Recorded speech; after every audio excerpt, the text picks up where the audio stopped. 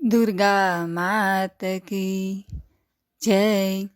જય શ્રી કૃષ્ણ મિત્રો, ઉત્સવનો મહિમા ચેનલમાં આપનું સ્વાગત છે. દેવી કવચ.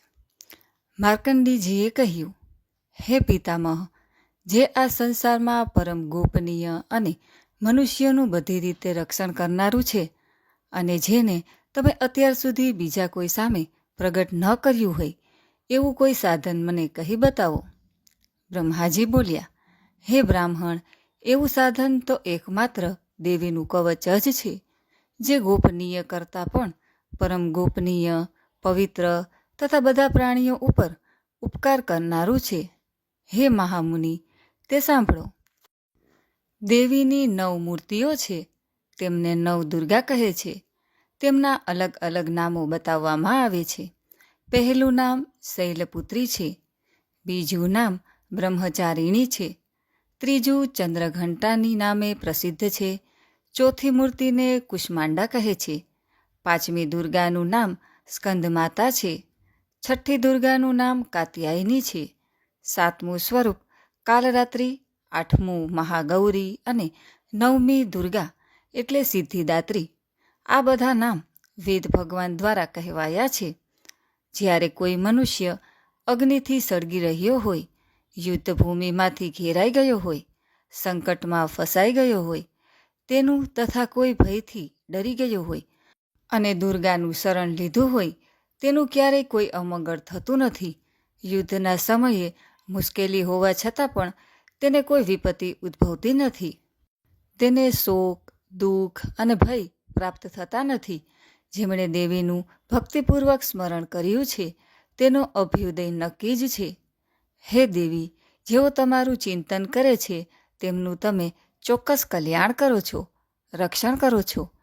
ચામુંડા દેવી પ્રેત ઉપર આરૂઢ થયેલા છે, અને વારાહી પાડા પર સવારી કરે છે. ઇન્દ્રીનું વાહન ઐરાવત હાથી છે, વૈષ્ણવી ગરુડ પર આવે છે, માહેશ્વરી આખલા પર આરૂઢ થયેલા છે, કૌમારીનું વાહન મોર છે, વિષ્ણુપ્રિય લક્ષ્મી કમળ વિરાજમાન છે, અને તેમના હાથમાં લાલ કમળ છે. આખલા પર આરૂઢ થયેલ દેવી ઈશ્વરી એ શ્વેત વસ્ત્ર ધારણ કરી રાખ્યા છે. બ્રાહ્મી હંસ પર બેઠેલા છે, અને બધા જ આભૂષણો ધારણ કર્યા છે. આ બધી દેવીઓ માતાઓ યોગ શક્તિઓથી સંપન્ન છે, જેઓ અનેકવિધ આભૂષણો પહેરવાથી શોભે છે. તેમણે અનેક રત્નો ધારણ કર્યા છે, ક્રોધથી ભરેલી છે, અને ભક્તોનું રક્ષણ કરવા રથમાં બેઠેલી છે. આ દેવીઓના હાથમાં શંખ, ચક્ર, ગદા, શક્તિ, હળ, મૂષળ, ખેટક, તોમર, કુહાડી, દોરડું, કુંત, ત્રિશૂળ અને ઉત્તમ સારંગ ધનુષ્ય ધારણ કરેલા છે. દૈત્યોના શરીરનો નાશ કરવો અને ભક્તોને અભયદાન આપવું, દેવતાઓનું હિત કરવું એ તેમના શસ્ત્ર ધારણનો ઉદ્દેશ્ય છે. મહારુદ્ર રૂપ, અત્યંત ઘોર પરાક્રમી, મહાબલી અને મહા ઉત્સાહયુક્ત હે દેવી, તમે મહાન ભયનો નાશ કરનારા છો. તમને નમસ્કાર છે. તમારી સામે જોવું પણ મુશ્કેલ છે. શત્રુઓનો ભય વધારનારા હે જગદંબિકા, મારું રક્ષણ કરો. પૂર્વ દિશામાં ઇન્દ્રિય શક્તિ મારું રક્ષણ કરે, અગ્નિ ખૂણામાં અગ્નિ શક્તિ, દક્ષિણ દિશામાં વારાહી તથા નૈઋત્ય ખૂણામાં ખડગધારિણી મારું રક્ષણ કરે, પશ્ચિમ દિશામાં વારુણી અને વાયવ્ય ખૂણામાં હરણ પર સવારી કરનારા દેવી મારું રક્ષણ કરો, ઉત્તર દિશામાં કુમારી અને ઈશાન ખૂણામાં શૂલધારિણી મારું રક્ષણ કરો. હે બ્રહ્માણી, તમે ઉપરની બાજુએ મારું રક્ષણ કરો. હે વૈષ્ણવી, તમે નીચેની બાજુએ મારું રક્ષણ કરો. આ જ પ્રમાણે સબ જેનું વાહન છે, તે ચામુંડા દેવી દસે દિશાઓમાં મારું રક્ષણ કરો. જયા આગળની બાજુએ અને વિજયા પાછળની બાજુએ રક્ષણ કરે. ડાબા ભાગે અજિતા દેવી, જમણા ભાગે અપરાજિતા મારું રક્ષણ કરે. ઉદ્યોતની શિખાનું રક્ષણ કરે, અને ઉમા મારા મસ્તક પર વિરાજિત થઈને મારું રક્ષણ કરે. માલાધરી દેવી મારા કપાળનું અને યશસ્વિની મારી ભમરોનું રક્ષણ કરે.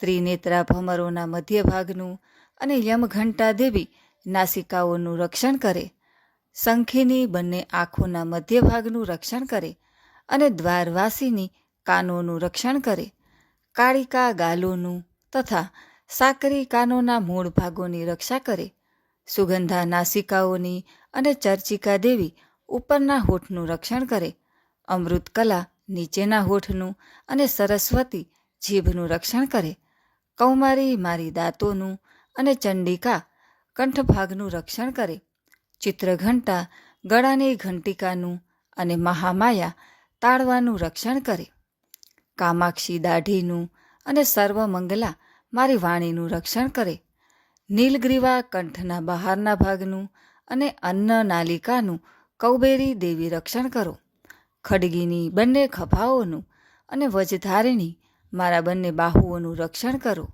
દંડીની દેવી બંને હાથોનું અને અંબિકા આંગળીઓનું રક્ષણ કરે, સુલેશ્વરી નખોનું રક્ષણ કરે અને કુલેશ્વરી કુખ પેટનું રક્ષણ કરો, મહાદેવી બંને સ્તનોનું અને શૌક વિનાશિની મનનું રક્ષણ કરે, લલિતા દેવી હૃદયનું અને શૂલધારિણી ઉદરનું રક્ષણ કરે, કામિની નાભીનું અને ગૃહેશ્વરી ગુહ્ય ભાગનું રક્ષણ કરો, પૂતના અને કામિકા લિંગનું અને પાડાને વાહન બનાવનાર દેવી ગુદાનું રક્ષણ કરે, ભગવતી કટી પ્રદેશની અને ઘૂંટણોની રક્ષા વિધ્યવાસીની કરે, સર્વકામનાઓ પૂરી કરનારા દેવી જંઘાઓનું રક્ષણ કરે, નારસિંહી દેવીઓનું પિંડીઓ રક્ષણ કરે, તેજસી બંને પગોના પૃષ્ઠભાગનું રક્ષણ કરો, શ્રીદેવી પગોની આંગળીઓનું અને તલવાસીની દેવી પગના તળિયાનું રક્ષણ કરે,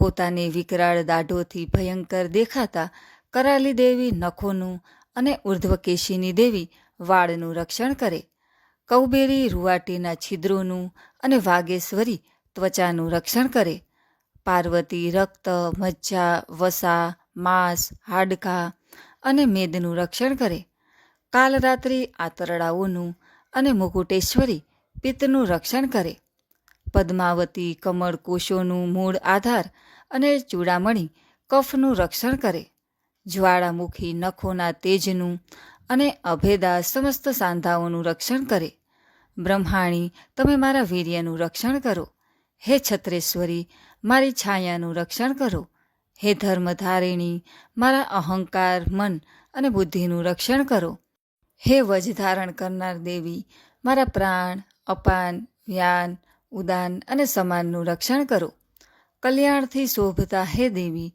મારા પ્રાણનું રક્ષણ કરો, યોગીની દેવી રસ, રૂપ, ગંધ, શબ્દ અને સ્પર્શનું અને હે નારાયણી તમે મારા સત્વ, રજ અને તમોગુણનું રક્ષણ કરો, વારાહી આયુષ્યનું રક્ષણ કરે, વૈષ્ણવી ધર્મનું રક્ષણ કરે તથા ચક્ર ધારણ કરનાર દેવી યશ, કીર્તિ, લક્ષ્મી, ધનનું, વિદ્યાનું રક્ષણ કરે, હે ઇન્દ્રાણી તમે ગોત્રનું રક્ષણ કરો, હે ભૈરવી પત્નીનું રક્ષણ કરો, હે ચંડિકા મારા પશુઓનું રક્ષણ કરો, હે મહાલક્ષ્મી પુત્રોનું રક્ષણ કરો, હે સુપથા દેવી મારા પથનું અને ક્ષેમકરી દેવી મારા માર્ગનું રક્ષણ કરે, હે મહાલક્ષ્મી રાજદ્વારી કાર્યોમાં મારું રક્ષણ કરો તથા સર્વ બાજુએ રહેલા વિજયા ચારે બાજુ રહીને રક્ષણ કરો, હે દેવી જે સ્થાન કવચમાં કહેવાયું નથી અને તેથી રક્ષણ વિનાનું છે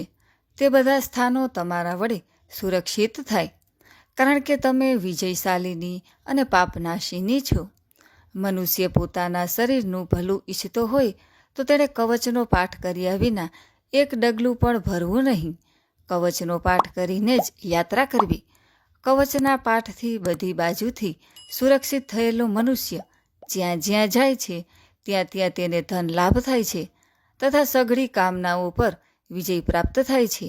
તે જે અભિષ્ટ વસ્તુનું ચિંતન કરે છે તેને તે અચૂકપણે પ્રાપ્ત કરી લે છે. તે મનુષ્ય આ પૃથ્વી ઉપર અતુલ ઐશ્વર્ય પામે છે. કવચથી રક્ષાયેલો મનુષ્ય નિર્ભય થઈ જાય છે. યુદ્ધમાં તેમનો પરાજય થતો નથી તથા તે ત્રણેય લોકમાં પૂજનીય બને છે. આ દેવી કવચ દેવતાઓને પણ દુર્લભ છે, જે આ કવચનો દરરોજ 3 સંધ્યાએ શ્રદ્ધાપૂર્વક પાઠ કરે છે તેની દૈવી કલા પ્રાપ્ત થાય છે તથા તે ત્રણેય લોકમાં પરાજિત થતો નથી. એટલું જ નહીં, તે અપમૃત્યુથી રહિત થઈને 100 કરતાં પણ વધુ વર્ષ જીવે છે. તેની શીતળા, કોઢ વગેરે રોગ થતા નથી અને હોય તે નષ્ટ થઈ જાય છે. ભાંગ, અફીણ, ધતુરો વગેરેનું ઝેર કે સાપ વગેરેના કરડવાથી ચડતું ઝેર, અહીં સર્પનું ઝેર અને તેલના મિશ્રણથી બનેલું કૃત્રિમ ઝેર, આ બધા પ્રકારના ઝેર ઉતરી જાય છે અને તેની અસર થતી નથી. આ પૃથ્વી ઉપર મારણ, મોહન, વશીકરણ પ્રયોગો છે તથા આ પ્રકારના જેટલા મંત્રો, યંત્રો વગેરે છે તે બધા આ કવચને હૃદયમાં ધારણ કરી લેવાથી તે મનુષ્યના દેખતા જ નષ્ટ થઈ જાય છે. એટલું જ નહીં, પૃથ્વી ઉપર વિચરનારા ગ્રામ દેવતા, આકાશ અને પાણીમાંથી ઉત્પન્ન થતા ઉદ્દેશ માત્રથી સાધી શકાતા દેવો, પોતાના જન્મની સાથે જ પ્રગટ થતા દેવતા, આવું કુલ દેવતા, કંઠમાળા જેવા રોગો, ડાકણ, શાકણ, અંતરિક્ષમાં વિચરતી મહાન શક્તિઓ, ગ્રહ, ભૂત, પિશાચ, રાક્ષસો, બ્રહ્મરાક્ષસ, વેતાળ, ભૈરવ વગેરે અનિષ્ટકારી દેવતાઓ પણ જો હૃદયમાં કવચ ધારણ કર્યું હોય તો તે મનુષ્યના દેખતા જ ભાગી જાય છે. કવચ ધારણ કરનારા મનુષ્યની રાજા તરફથી સન્માન અને વૃદ્ધિ થાય છે. આ કવચ મનુષ્યના તેજની વૃદ્ધિ કરનારું અને ઉત્તમ છે. આ કવચનો પાઠ કરનારો મનુષ્ય પોતાની કીર્તિથી શોભા પામીને પૃથ્વી ઉપર પોતાના સુયશ સાથે વૃદ્ધિ પામે છે. જે પહેલાં કવચ કરીને સપ્તસતી ચંડી પાઠ કરે છે તેની જ્યાં સુધી વન પર્વત હોય ત્યાં સુધી તે આનંદથી યુક્ત આ પૃથ્વી ઉપર રહે છે. તેના પુત્રો, પૌત્રો, સંતાન પરંપરા બનેલી રહે છે. પછી દેહાંત થતાં તે મનુષ્ય મહામાયાની કૃપાથી નિત્ય પરમપદને પામે, જે દેવતાઓને પણ દુર્લભ છે. તે સુંદર દિવ્ય રૂપ ધારણ કરે છે અને કલ્યાણ શિવની સાથે આનંદનો ભાગી બને છે. અતઃ શ્રી દેવી કવચ સમાપ્ત. બોલો દુર્ગા માત કી જય.